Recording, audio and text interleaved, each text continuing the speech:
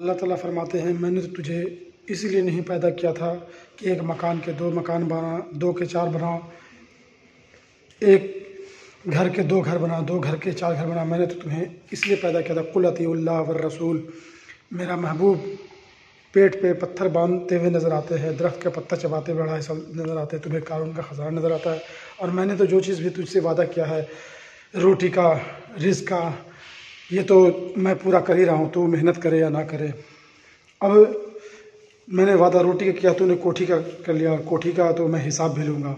اور تم کہتے ہو کہ میں حضور صلی اللہ علیہ وسلم سے محبت کرتے ہیں، تو تم ہمارے تمام حکموں کو حضور صلی اللہ علیہ وسلم کے صحابہ کی طرح پورا کر کے دکھاؤ، تبھی تم کامیاب پورے دین پہ آؤ۔ تھوڑے پہ میری مدد نہیں، تھوڑے پہ نہ تمہیں سمجھ میں آئے گا نہ کسی کو سمجھ میں آئے گا۔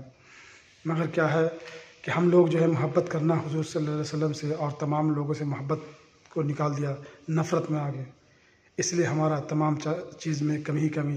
ہم چھوٹی سے دکان سے کام نہیں بنتا، چھوٹی سی روزی روٹی سے گزارا نہیں ہوتا۔ ابو بکر صدیق رضی اللہ عنہ بادشاہ ہیں، مگر اسلام میں آنے کے بعد میں خلیفہ ہیں، انہوں نے چارانہ کے لیے مری ہوئی مردار بکری کو پھینکنے کے لیے جا رہے ہیں، کہہ رہے ہیں کہ میرا روزی حلال ہو جائے، کیونکہ سب سے بہترین چیز وہ ہے کہ حلال روزی ہم کما لیں اور حلال لقمہ ہمارے گلے سے جائے۔ اس لیے تو جتنے بڑے لوگ ہیں جو تقویٰ اور اللہ والے ہی کہتے ہیں، سب تو اللہ والے ہیں، تو انہوں نے جو ہے محنت کی، مزدوری کی اور اسی میں دیے، کیونکہ ہم اللہ تعالیٰ جب کلمہ پڑھتے ہیں تو اللہ تعالیٰ کی تمام چیز ہمارے قدموں میں آ جاتی ہے۔ جس طرح سے اگر کوئی بچہ جس کے گھر میں پیدا ہوتا ہے، اس کا تمام سامان، تمام چیز اس کا ہو جاتا ہے، اس کا وہ بیٹا کہلاتا ہے، اس کا لخت جگر کہلاتا ہے، اس کا بچہ کہلاتا ہے۔ اسی طریقے سے جب ہم کلمہ پڑھ لیتے ہیں اللہ کا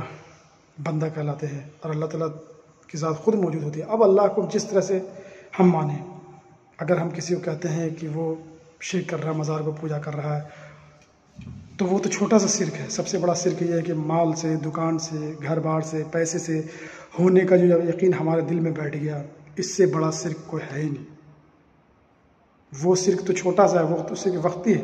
اور اللہ تعالیٰ فرماتے ہیں شرک کرنے والے کو سب سے بڑی یہ چیز ہے کہ اس کو ہدایت کی توفیق نہیں، وہ اپنے آپ کو کرے گا شرک، اپنے آپ کو پیسے سے ہر ایک طرح کامیابی کو سمجھے گا، اور وہ بولے گا کہ ہم تو نیک ہیں، ہم تو کامیاب ہیں۔ تو پیسہ رہے اور خرچ کر دے، اور نہ رہے تو اس کے لیے محنت کرے جدوجہد، اور نہ ہوئے تو بولے آخرت میں ملے گا۔ یہ ہوا زندوں کا کام، یہ ہوا کلمہ والے کا کام۔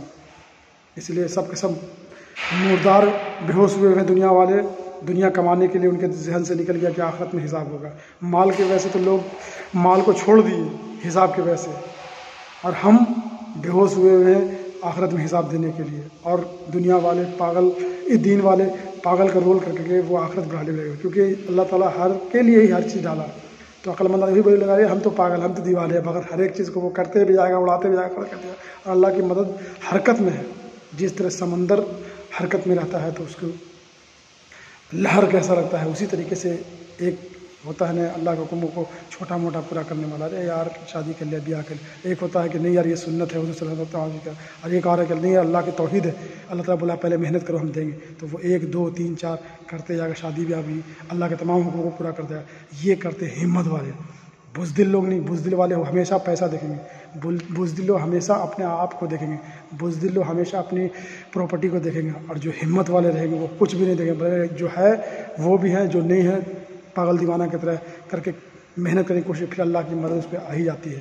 وہ غیبی مدد سے آگے بڑھتے ہیں، جیسا آپ سے اللہ سے آپ کو توقع رہے گا ویسا اللہ کی مدد آئے گا۔